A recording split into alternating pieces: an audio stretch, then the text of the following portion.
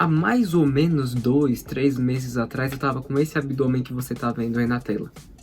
Bom, né? Algumas pessoas me perguntaram o que eu fiz para alcançar um abdômen desse tipo. Bom, você tá no canal Strong Junior e dá um like, se inscreve no canal, que logo menos eu vou destrinchar toda a minha estratégia para atingir esse físico que você tá vendo aí na foto. Vamos dizer como é que eu fiz para ficar com o abdômen desse jeito. Bom, primeira coisa de todas foi o treinamento de força no abdômen. Eu fiz o treinamento de força no abdômen ali, eu fazia segunda, quarta e sexta, como eu já falei no vídeo de panturrilha e abdômen todos os dias.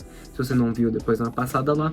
Eu fazia segunda, quarta e sexta, 3 séries em cada dia.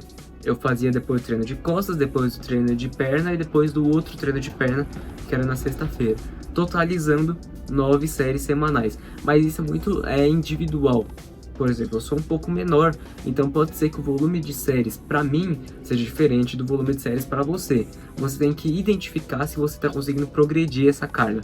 Por exemplo, toda segunda eu colocava uma repetição a mais. Eu fazia ali com 15 quilos, de repente 6 repetições.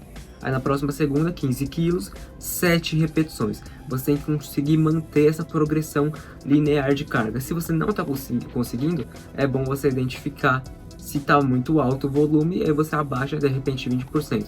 Se você está fazendo 12 séries, por exemplo, você abaixa para 10.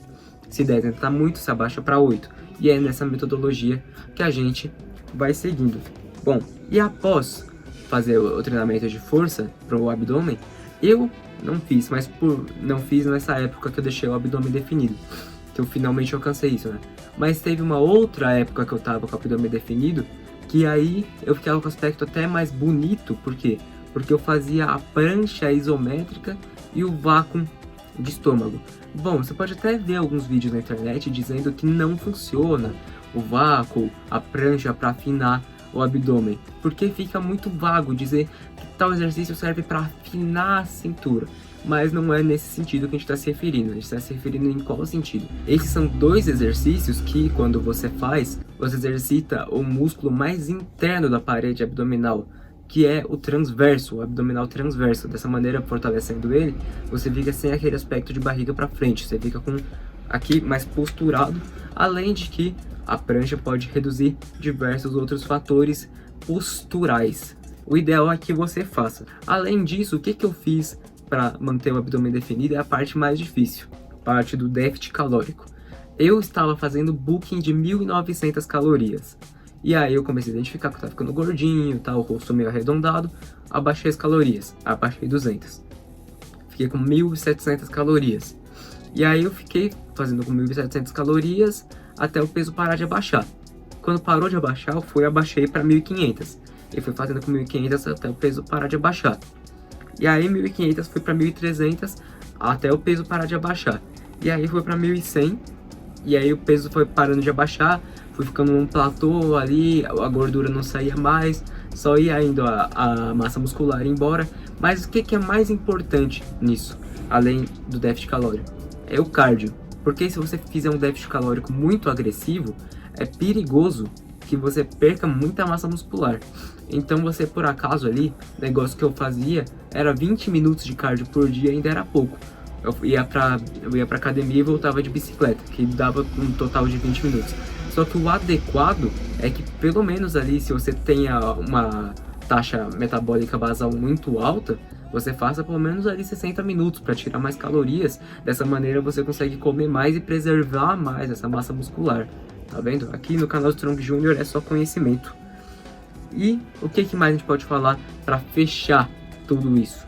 A gente pode falar sobre o consumo de proteínas. Por quê? Porque já atrelado ao assunto anterior sobre o cardio e você consumir mais calorias para manter essa massa muscular e não perder durante o déficit calórico, a proteína tem um papel ideal ali para proteger essa massa muscular ao máximo.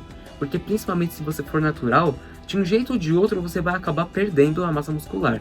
Mas o que a gente procura no cutting, principalmente no natural, é manter ao máximo. No hormonizado a gente procura manter tudo, mas no natural a gente procura manter ao máximo essa massa muscular. Então pelo menos 2 gramas quilo de proteína. Por exemplo, você pesa 60 quilos, 120 gramas de proteína. Se pesa 50, 100 gramas de proteína. Se você tem um nutricionista, o nutricionista já passou seus macros calculados e mais assertivo ali, de uma maneira que, ao finalizar o dia, você vai estar certinho o tanto que você precisa para bater o tanto de proteína para manter a massa muscular, seja no cutting ou então no bulking, para você ganhar massa muscular, que aí a proteína se mantém, só que o carboidrato se evolui e é assunto para outro vídeo. Bom, mas aí, alguma dúvida? Pode deixar aí nos comentários. É isso aí, pessoal. Strong Junior indo. Até a próxima.